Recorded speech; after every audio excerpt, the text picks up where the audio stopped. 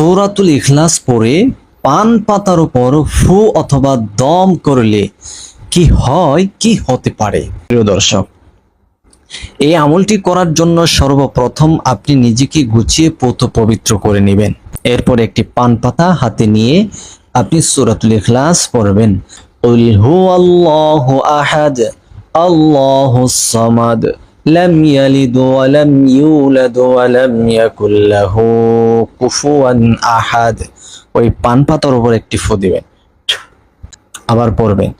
ওই পান পাতার উপর একটি ফু দিবেন, আবারও পড়বেন।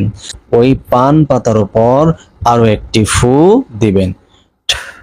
বাস, এইরকম ভাবে আপনি 3 বার সূরাতুল ইখলাস পড়ে নেবেন আর 3টি ফু সেই পান পাতার উপর দিয়ে দিবেন। প্রিয় দর্শক, বিষয়টি জানার পূর্বে এই ভিডিওটি শেয়ার করে সকলের মাঝে প্রচার করে দিন।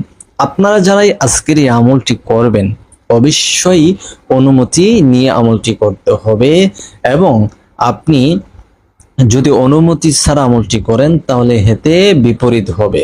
সম্মানিত দর্শক, এই আমলের মাধ্যমে আপনি যে কোনো ব্যক্তিকে বশ করতে পারবেন, বাধ্য করতে পারবেন।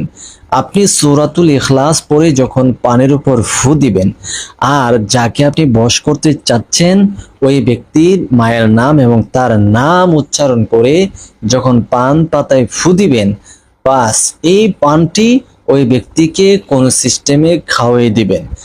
ইনশাল্লাহ পানটি খাওয়ার পরে সে আপনার জন্য অস্থির এবং পাগল দিবানা হয়ে যাবে। তবে কেউ না জায়েজ পন্থায় এই আমলটি করবেন না। যদি করেন তাহলে মারাত্মক সমস্যার সম্মুখীন হতে পারেন। সকলে ভালো থাকুন, সুস্থ থাকুন। আসসালামু আলাইকুম।